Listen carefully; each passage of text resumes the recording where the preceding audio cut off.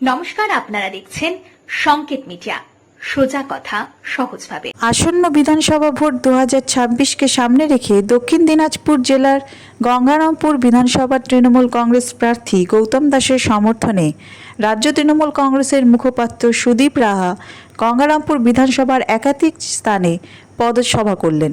এই পদসভার মাধ্যমে কী বার্তা তিনি গঙ্গারামপুরবাসীর জন্য দিলেন তা শোনাবো আপনাদের। একই সাথে কি বললেন প্রার্থী তাও শুনে নেব। বার্তা একটাই, জয়ের বার্তা।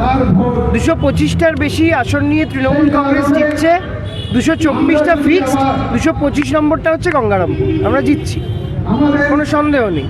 তার কারণ বিগত 10 বছর ধরে দিল্লির জমিদারদের পাজামা ধরে ঝুলে যে নেতারা দক্ষিণ দিনাজপুর জেলার মানুষের বিরোধিতা করেছেন, আবাসের টাকা আটকেছে, 100 দিনের কাজের টাকা আটকেছে, জলের টাকা আটকেছে, রাস্তার টাকা আটকেছে, বাংলার মানুষ সেই বাংলা বিরোধীদের বিরুদ্ধে জবাব দেওয়ার জন্য গঙ্গারামপুরের মানুষ প্রস্তুত হয়ে আছেন। আর তৈরি হন 7টা আসন দক্ষিণ দিনাজপুর জেলায়, 6-এর মধ্যে এবার 6-0 হবে। সাধারণ মানুষের স্বতঃস্ফূর্ত সমর্থন তৃণমূল কংগ্রেসের প্রতি আছে, মমতা বন্দ্যোপাধ্যায়ের প্রতি আছে। সেটা আপনারা নিজেরাও যদি একটু প্রত্যক্ষ করেন তাহলে বুঝতে পারবেন যে শুধু গঙ্গারামপুর শহর না, গ্রামীণ এলাকাতেও তৃণমূল কংগ্রেসের সমর্থন বাড়ছে এবং একটার পর একটা গ্রাম তৃণমূল কংগ্রেসের সঙ্গে নতুন করে যুক্ত হচ্ছে।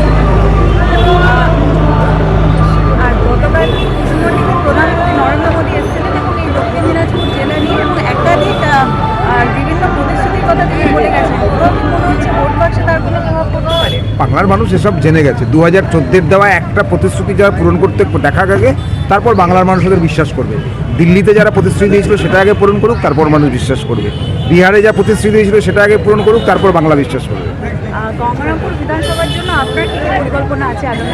গঙ্গারামপুর বিধানসভার জন্য আমাদের একাধিক পরিকল্পনা আছে। যানজটমুক্ত গঙ্গারামপুর, ফ্লাইওভার তৈরি করা, Gangarampur super special new road তৈরি করা, বড়বাজার এলাকায় বাইপাস ব্রিজ তৈরি করে দেওয়া, স্টেডিয়ামটাকে আরও সুন্দর করে সাজিয়ে উন্নত মানের কোচিং সেন্টার করা, রবীন্দ্র ভবনকে সুন্দর করে সাজিয়ে তোলা, আমাদের ওই শ্রীনাথপুর ঘাটে ব্রিজ তৈরি করা, লস্করহাটের স্বাস্থ্যকেন্দ্রে নিয়মিত ওপিডি, গঙ্গারামপুর বিধানসভা এলাকায় তপনে স্টেট জেনারেল হাসপাতাল তৈরি করে দেওয়া এবং কোল্ড স্টোরেজ তৈরি করা, একাধিক কানেক্টিভিটি যেরকম কানেক্টিভ ব্রিজ যেগুলো মহাসুরা, তিলনা, আমরা লিখিতভাবে বলেছি যেগুলো আমরা করে দিতে চাই এবং আমরা বাস্তবায়িত করবো সেটাকে। গঙ্গারামপুর তৃণমূল কংগ্রেস নির্বাচিত হলে আমাদের সরকার তো ক্ষমতায় আসছি। ভোটের মুখে মমতা বন্দ্যোপাধ্যায় এবং অভিষেক বন্দ্যোপাধ্যায় গঙ্গারামপুরকে স্মার্ট সিটি ঘোষণা করেছিল, কি বলবেন এটা নিয়ে? গঙ্গারামপুরকে নিয়ে আমাদের সরকার, আমাদের দলের ভাবনা আছে যে উত্তরবঙ্গের 3টে শহরের মধ্যে আগামী 5 বছরের মধ্যে মাথা উঁচু করে গঙ্গারামপুর বলবে যে আমি 1, 2, 3 কারো থেকে কম নই, আমি এগিয়ে আছি।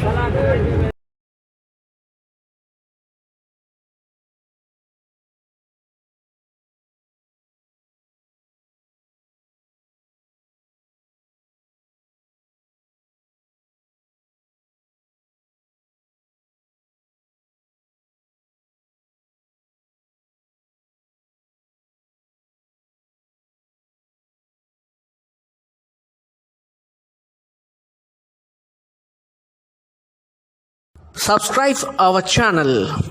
Press the bell icon.